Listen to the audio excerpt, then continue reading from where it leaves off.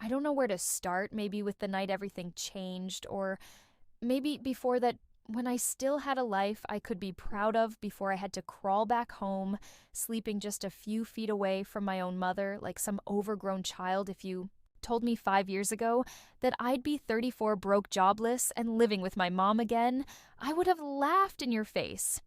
But here I am, sleeping in the same room with the woman who raised me, trapped in a life I never wanted, battling urges I should never have. I wasn't always like this. There was a time when I had my own place. A decent job freedom. I wasn't rich, but I could afford my own damn bed. Then the layoffs, hit cutbacks, they called it. Nothing personal. Zechariah, they said, just business. Funny how people say that when they're taking everything from you, losing my job meant losing my apartment, and losing my apartment meant going back to the one place I swore I'd never return to my mother. Savannah Yates welcomed me back without hesitation. She's that kind of woman, always has been sweet, generous, maybe a little naive, I think.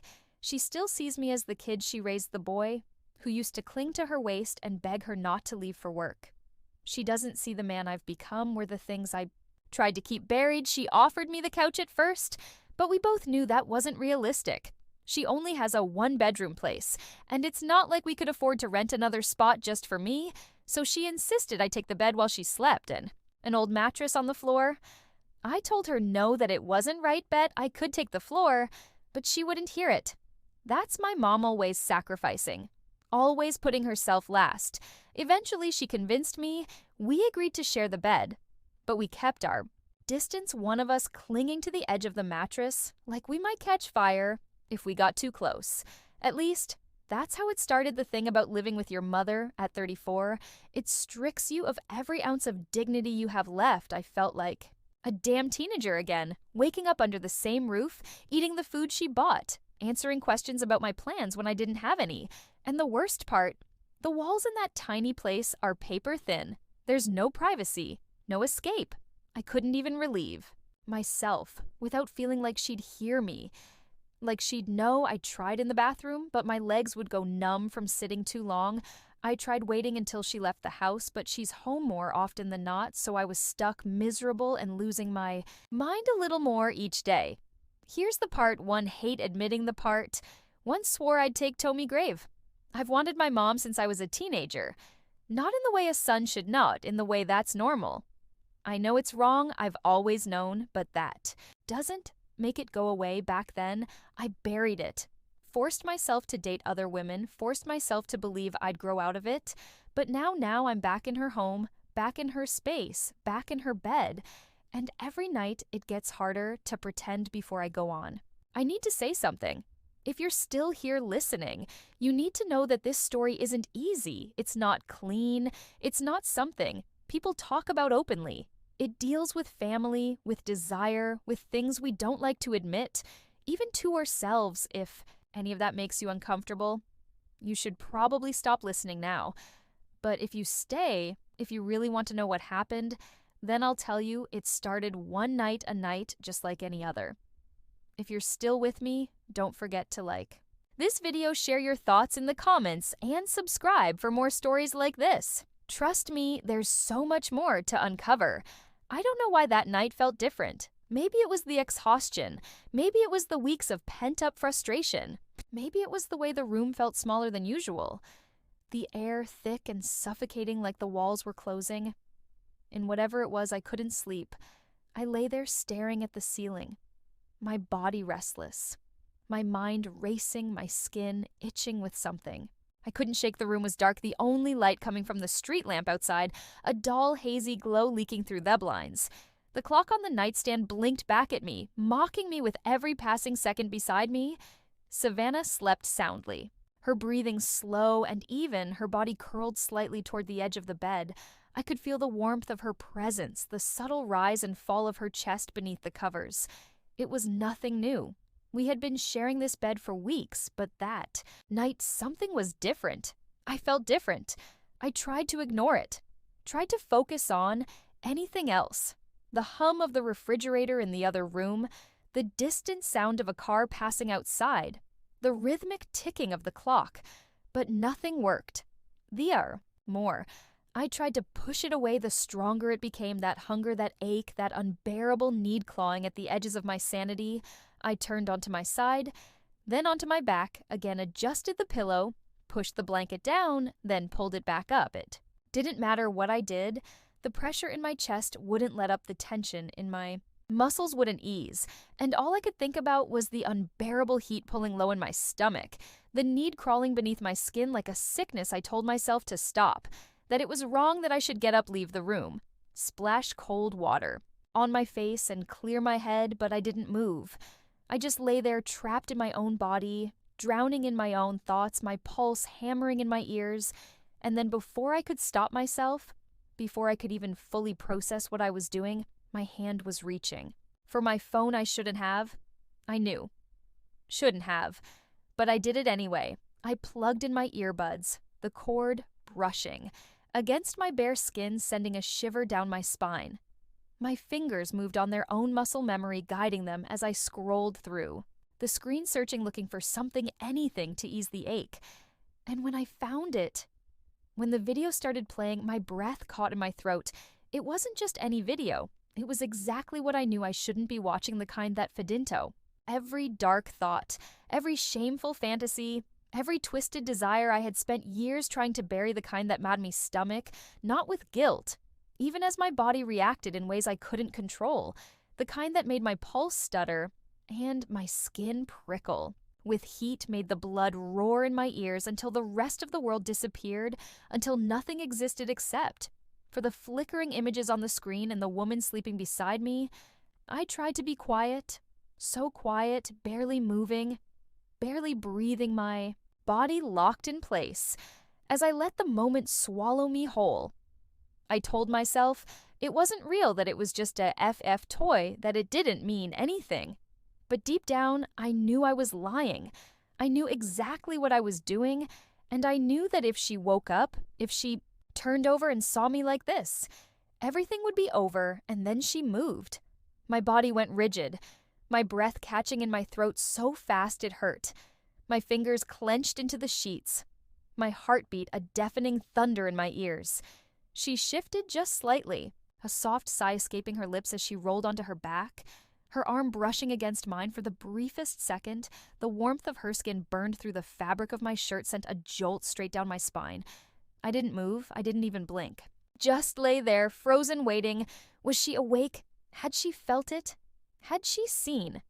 I watched her, my pulse hammering against my ribs, my stomach twisting into knots so tight I thought I might be sick. Her face was still relaxed, her lips slightly parted as she breathed in and out, slow, steady, but something felt wrong. Off, the air in the room had shifted, charged with something I couldn't name. Or maybe it was just my paranoia. Maybe it was just my own guilt, my own shame choking me from the inside. Out I waited for her to stir again, for her eyes to flutter open, for her to turn her head and look at me, but she didn't. She only let out another slow, sleepy breath and rolled away from me, back toward the wall. It should have been a relief. It should have made me stop. But it didn't. It only made me feel more reckless.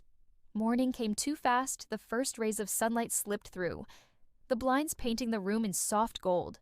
Savannah woke up first, stretching lazily before sitting up, rubbing the sleep from her eyes. I stayed still, my back to her, pretending to be asleep. I couldn't look at her. I couldn't face what I had done.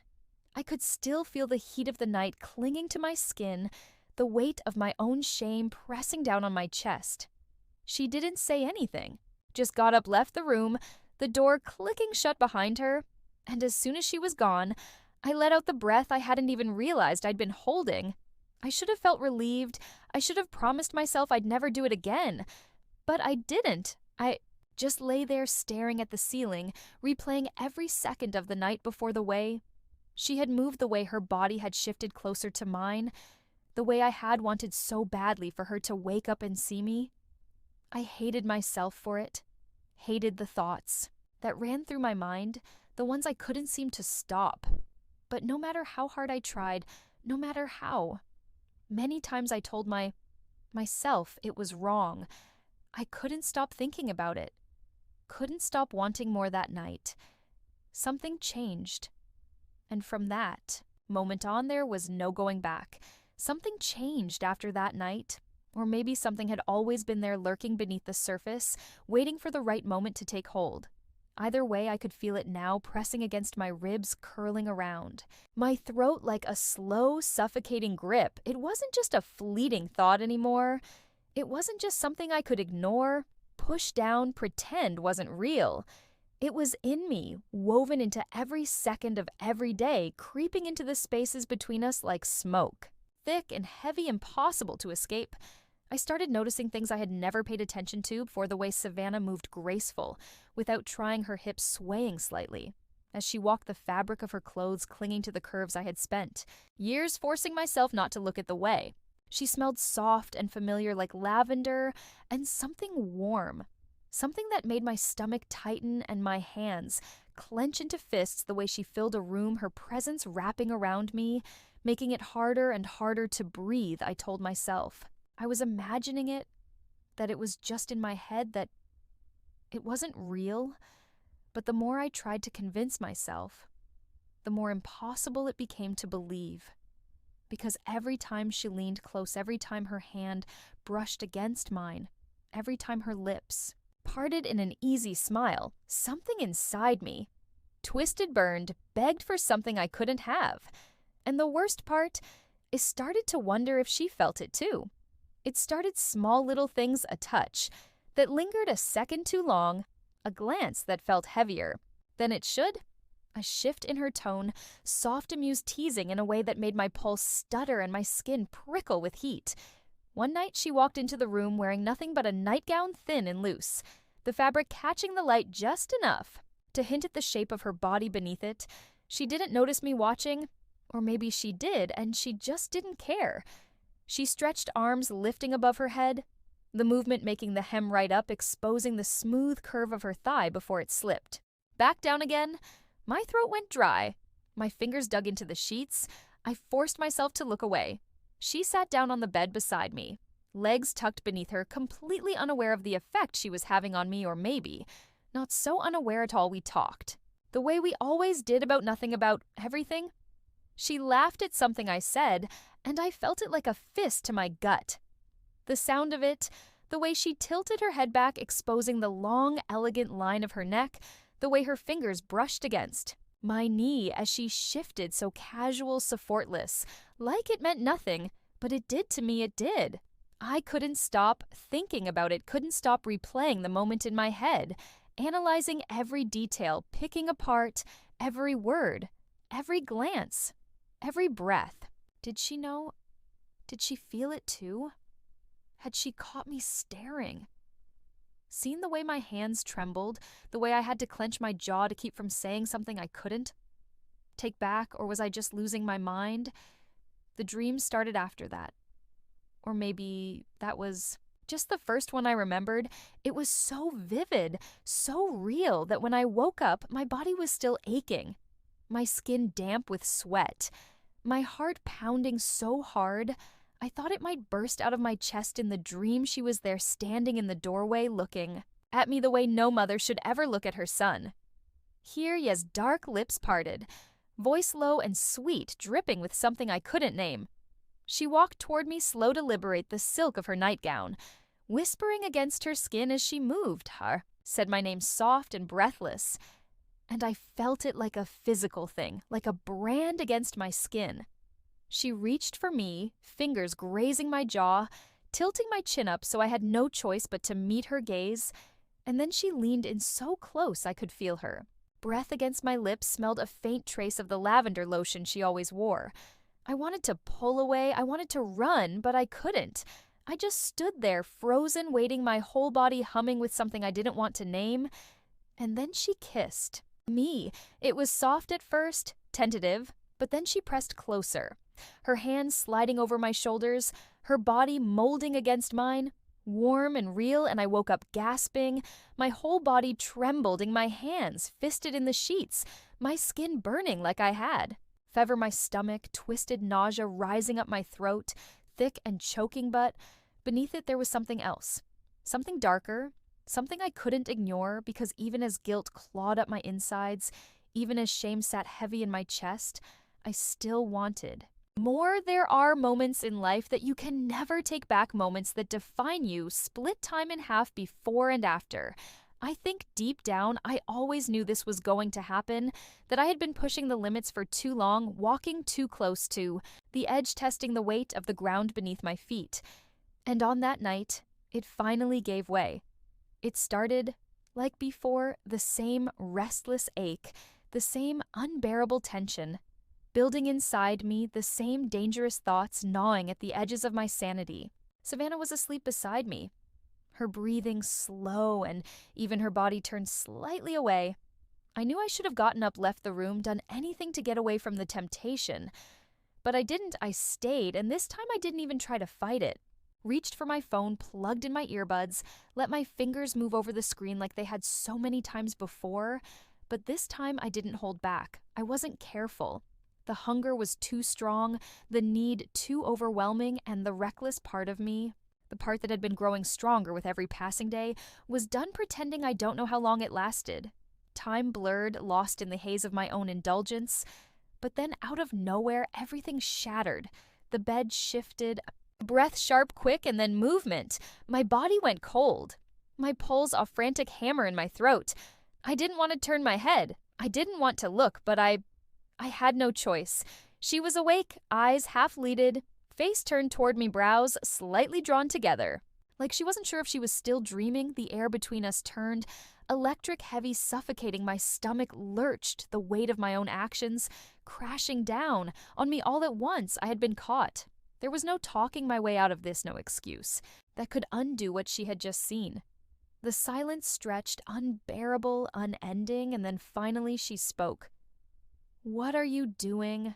Her voice was quiet, almost too soft, but there was something in it, something unreadable, something that made my chest tighten.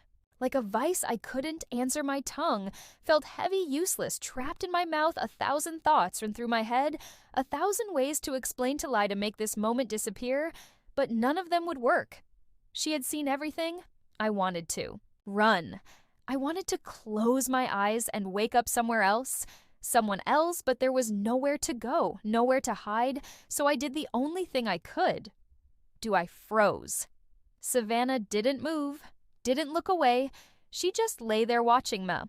Her expression impossible to read. I waited for her to yell, to recoil in disgust, to demand that I get the hell out of her house, but she didn't. She just stared, her face caught somewhere between confusion and something else. Something I couldn't name. And that was worse. That silence, that uncertainty, that heavy pause where anything could happen. I opened my mouth, desperate to say something, anything to make this moment less unbearable. But the words wouldn't come. What could I possibly say? Sorry, it wasn't what it looked like, but it was exactly what it looked like. And we both knew it. I expected her to be angry. I expected her to be disgusted, but she wasn't. Or if she was, she didn't show it. Her eyes searched mine, slow and careful, like she was looking for something, some kind of explanation, some kind of truth she hadn't been willing to see before. And then after what felt like an eternity, she sighed, closed her eyes, and turned onto her back, staring up at the ceiling. That was it. No shouting, no accusations, just a single breath, a single movement. And then silence. I lay there, frozen, waiting for something more. Waiting for the explosion, waiting for her to get up, to leave, to tell me I had crossed a line that could never be uncrossed. But she didn't. She just stayed there, breathing, thinking, lost in whatever thoughts had taken hold of her. Did she already know? Had she suspected? Before, had she seen the way I looked at her, felt the way the air between us had been shifting, thickening with something neither of us wanted to name? And if she had, she wanted it too. That thought made my stomach twist, sent a sharp pulse of something dangerous through my veins. I hated myself for it. Hated that my body still responded to the moment, that my heart still pounded for all. The wrong reasons, but I couldn't help it. It was too late, too far gone. Minutes passed long and stretched thin, and then without. A word she got up the mattress shifted beneath her weight. The rustling of sheets, the only sound in the room, I held my breath. Waiting. Watching as she walked toward the door. She didn't look at me, didn't acknowledge me. Just left, disappearing into the hallway.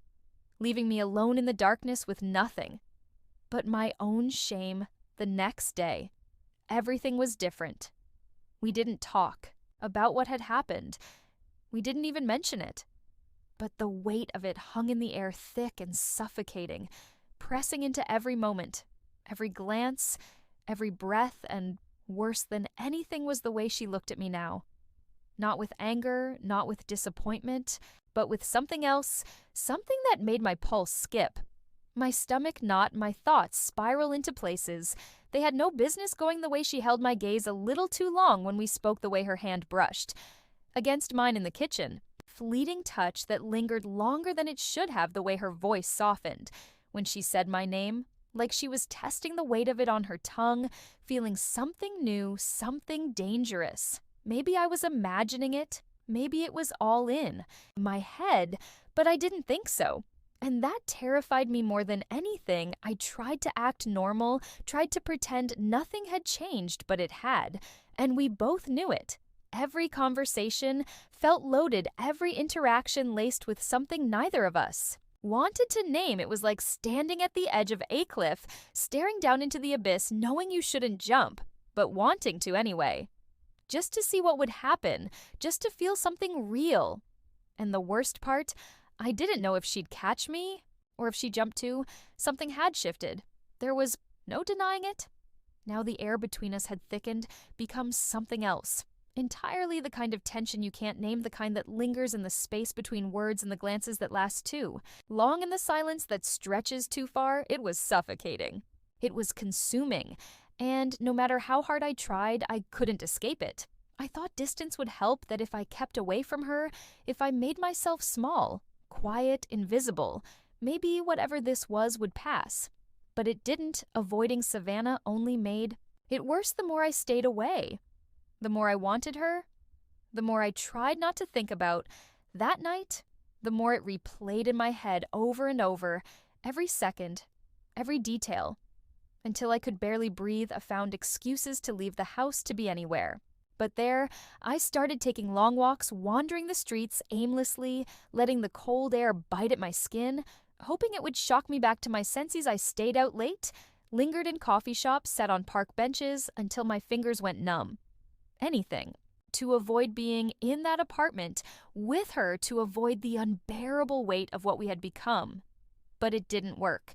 Because no matter where I went, she was still with me, in my thoughts, in my body, in the way my skin burned with the memory of her. It was like I had been branded, like I carried her with me.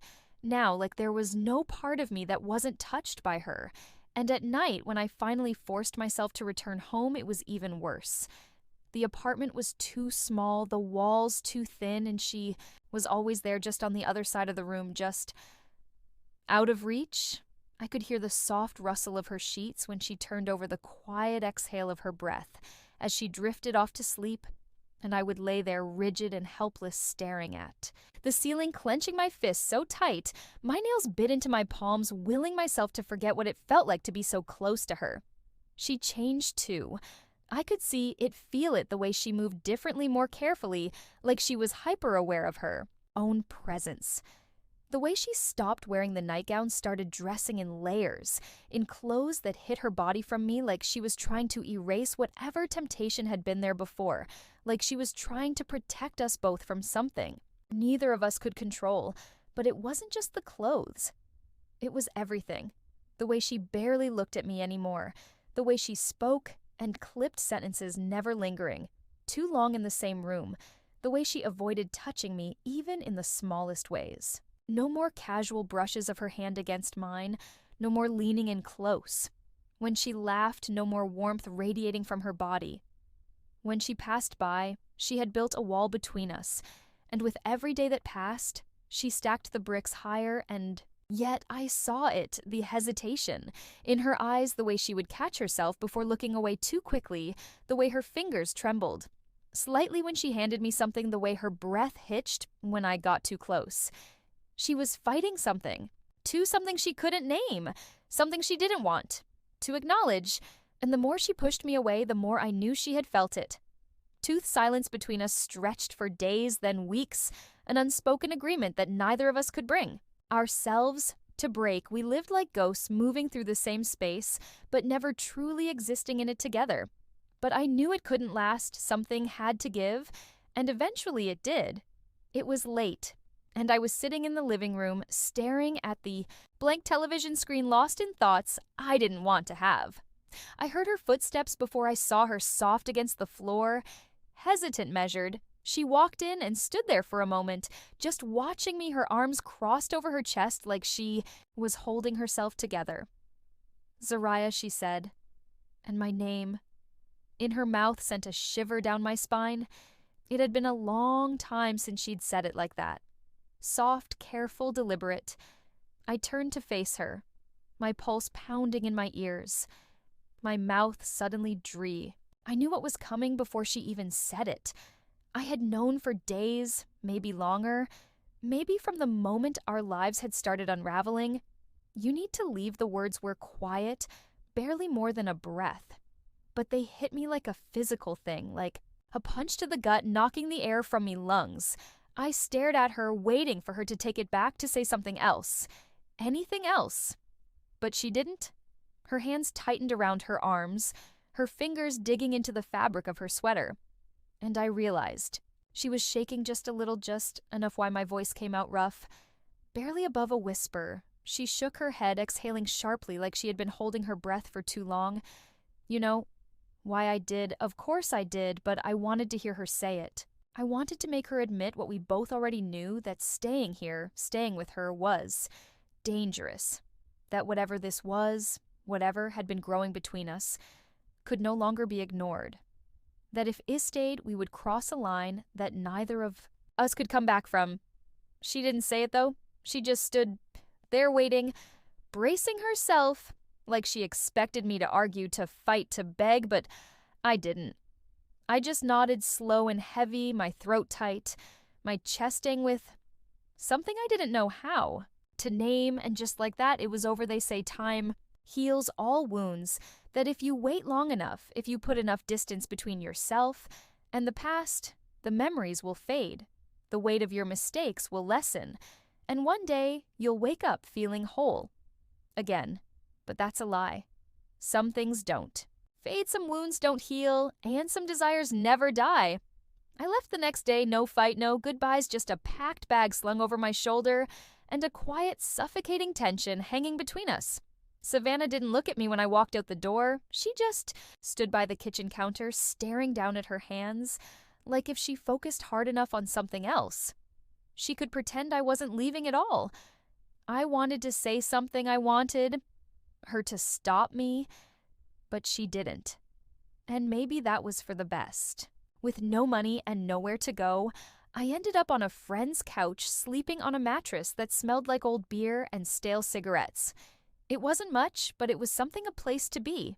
A place that wasn't hers, but even though I was gone, I wasn't. Free, I carried her with me, in the way my body tensed at night, expecting to hear her soft breathing beside me, in the way my fingers twitched with the memory of her warmth, the ghost of something that had never truly happened, but had come so damn close, in the way my dreams refused to let her go, trapping me in endless loops of whiffs and almost pulling me back into that bed, into that unbearable silence, into the moment she had turned to me in the dark and asked the question I had no answer.